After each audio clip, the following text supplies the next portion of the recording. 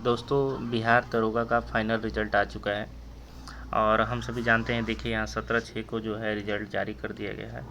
और एक चीज़ है इसमें, इस रिजल्ट में देखा गया है कि उन्होंने कट ऑफ दिया है वो क्लियर नहीं दिया है। ठीक है, अभी इस पे बात चल रहा है। हो सकता है कि कट ऑफ वो अलग से जारी करेंगे, जिसमें सर्जेंट और बिहार दरोगा का अलग अलग कट ऑफ हो।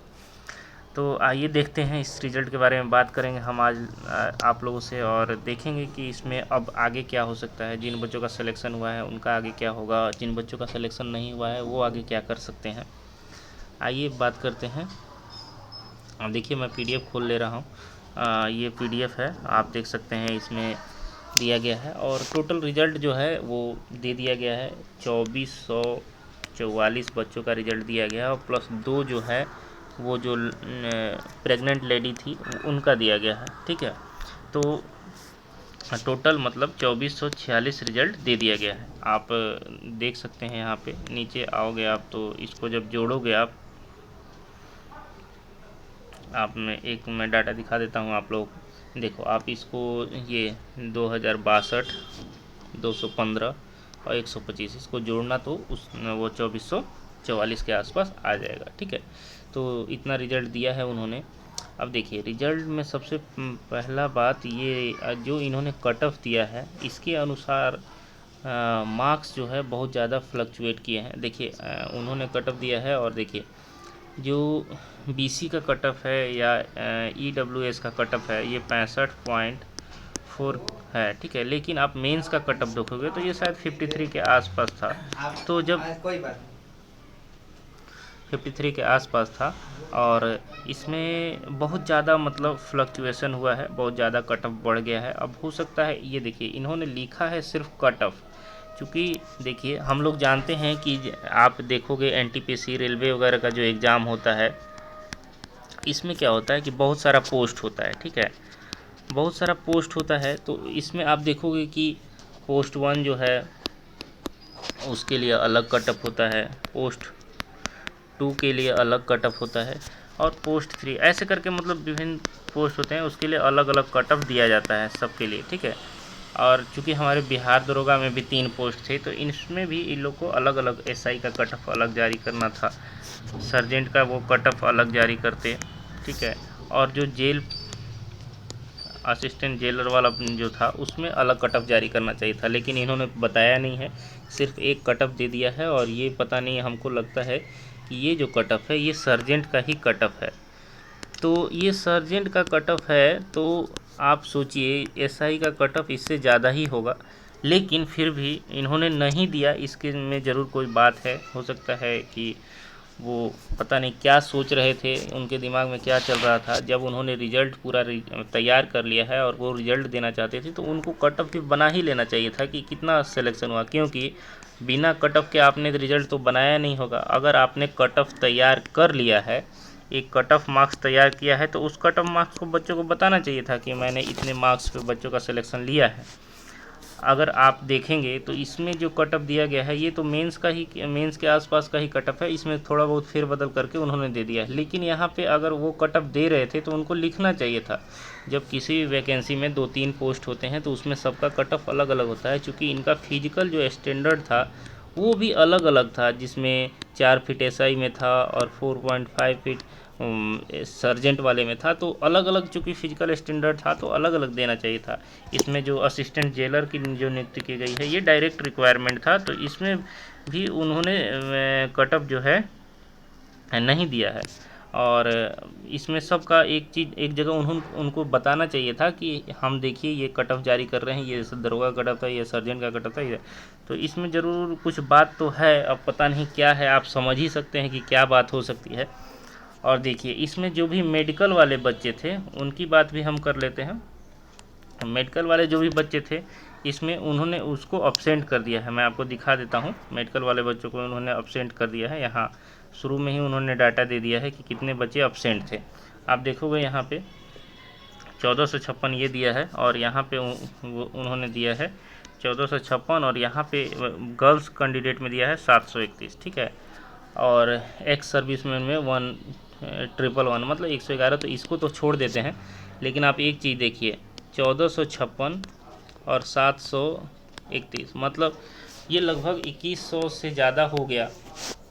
2100 से ज़्यादा मतलब टोटल मेडिकल की जो संख्या है वो 2100 के आसपास है। अगर 2100 में हम मान लेते हैं कि 1500 प्लस, कुछ बच्चे ऐसे भी एब्सेंट हुए होंगे, 1500 से ज़्यादा ही मेडिकल लगा हुआ था, मेडिकल आवेदन है। और इन बच्चों को भविष्य इन्होंने नहीं सोचा और इन्होंने रिजल्ट जारी कर दिया। एक मौका अवश्य देना चाहिए था। देखिए, जब मेडिकल वाले छात्र जब वो प्रोटेस्ट वगैरह कर रहे थे और उनका जब वीडियो आता था तो सारे सेलेक्टेड वाले उनका विरोध करते थे। तो देखिए, गलत जो है आयोग, गलती जो अन्याय है वो किसी के साथ कर सकता है। आज मेडिकल वालों के साथ किया, आज उन्होंने जो नहीं सेलेक्ट हो पाए उनके साथ किया है।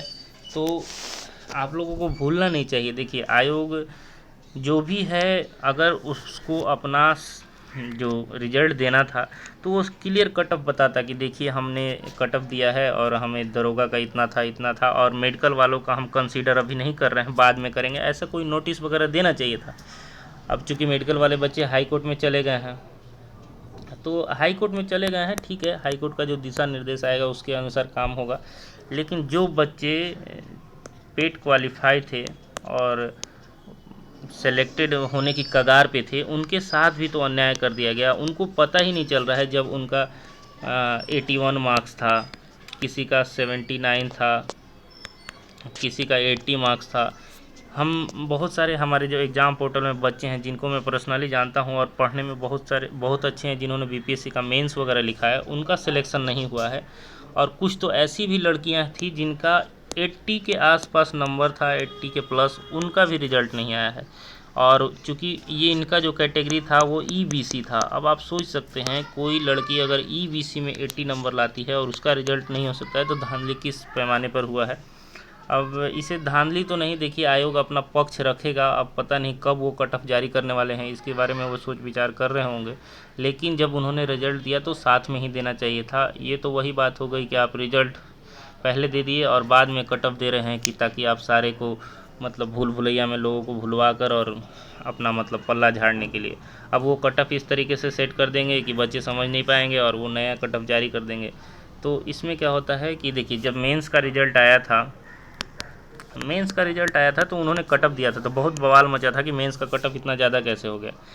तो मुझे लगता है कि वो ये सोच रहे होंगे कि अगर मैं दरोगा का कट ऑफ 81 प्लस या 82 के आसपास देता हूँ जनरल का, तो अभी बहुत ज़्यादा बवाल मच जाएगा। हो सकता है कि इतना कट ऑफ एक्चुअली में गया हो, अगर नहीं गया है, लेकिन सच्चाई जो थी उनको बताना चाहिए था कि कितना कट ऑफ गया हुआ है। देखिए, अगर उन्होंने 75 कहा है, सर्जेंट का कट ऑफ अगर उन्होंने दिया है, तो उनको बताना चाहिए था कि सर्जेंट का इतना कट ऑफ गया, दरोगा का इससे ज़्यादा गया है और इतने बच्चे पास हुए हैं। लेकिन चूँकि लगता है उनकी नीयत साफ़ नहीं थी तो उन्होंने नहीं बताया। लेकिन जब आप जिस कट ऑफ मार्क्स पहले बनता है उसके बाद ही रिजल्ट जारी होता है, तो अगर आपने कट ऑफ मार्क्स बना दिया और उस पर आप पूरा इतने बच्चों का 2446 बच्चों का रिजल्ट निकाल रहे हैं, तो आप उस कट ऑफ को बताने में आपको क्या दिक्कत है? आप बता देते, बच्चों को तो जानने का हक है ना। अब देखिए, इसमें एक ही चीज़ हो सकता है, जो बच्चे पास कर गए हैं उनका तो ठीक है, आगे सिलेक्शन हो गया, वो उनकी वैकेंसी नहीं रुकेगी। लेकिन जो बच्चे फेल कर गए हैं उनके लिए अब एक ही रास्ता है कि वो क्या कर सकते हैं, वो थोड़ा 1 वीक का इंतज़ार करें कम से कम। उसके बाद उनको उनका मार्क्स पता चल जाएगा।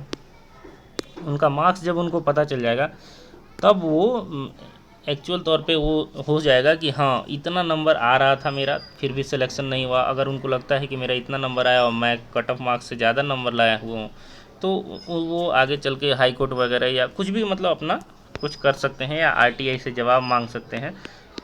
कि देखिए, मैंने भी मेडिकल आवेदन दिया था और मेरा तो अभी फिजिकल नहीं हुआ है। लेकिन जब आरटीआई मैंने डाला है और आरटीआई डाले हुए 2 मंथ के आसपास हो गए, लेकिन अभी तक कोई भी जवाब आयोग से नहीं आया है और ना उन्होंने कोई बहाना भी दिया है कि कोरोना था इसलिए हम अब जवाब नहीं दे रहे हैं। कोई रिस्पॉन्स नहीं आया है, ठीक है।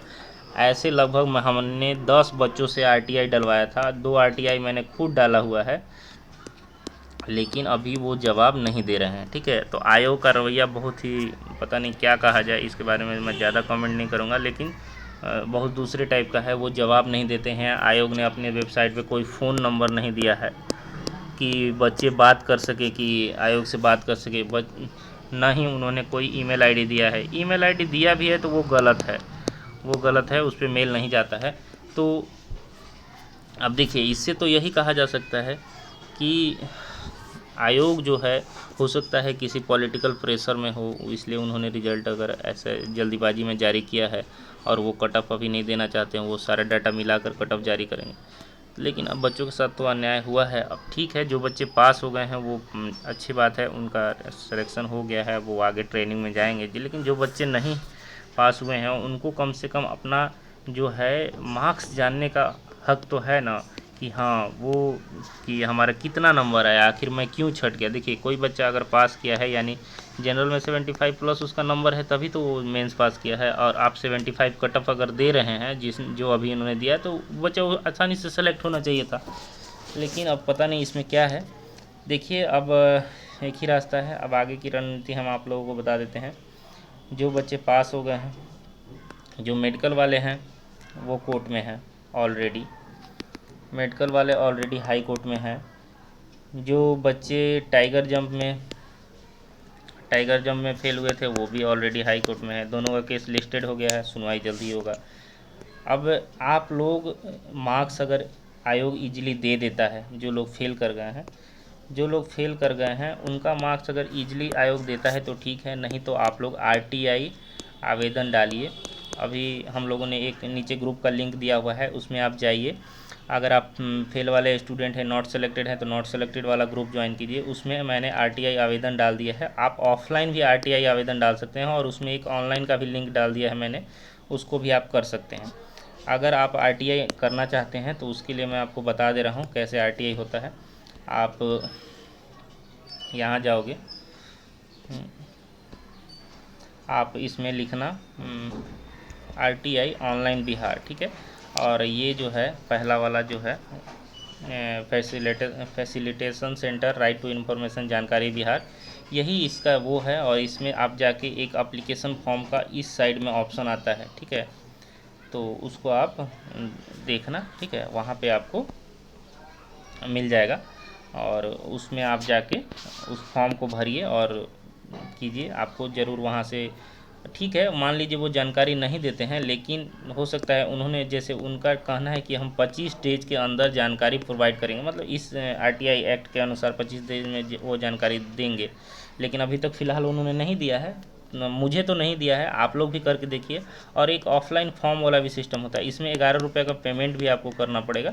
ये आप करके और इसको डाल दीजिए, ठीक है। मान लीजिए अगर आप डाल देते हैं, हो सकता है आयोग आपको जवाब दे दे, और आप जो भी रिक्वेस्ट करना चाहते हैं मार्क्स के लिए, अपना OMR सीट के लिए, आप कीजिए, ठीक है। आयोग को दिखाना चाहिए, क्योंकि हर बच्चे का जानने का हक है। ठीक है, मानते हैं मैं फेल कर गया, लेकिन मुझे रीज़न तो पता होना चाहिए।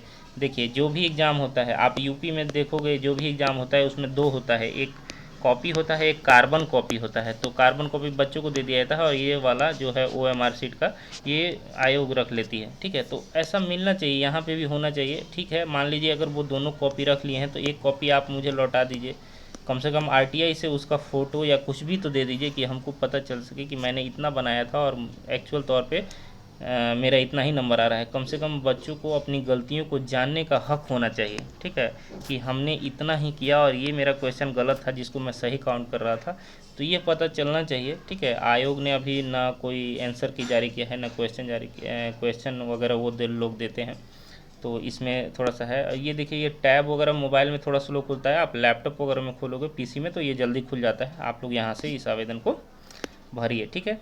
चलिए, मिलते हैं नेक्स्ट वीडियो में। कोई क्वेरी होगा तो आप कमेंट करके पूछ सकते हैं। हमारे चैनल को सब्सक्राइब कीजिए। धन्यवाद। जय हिंद।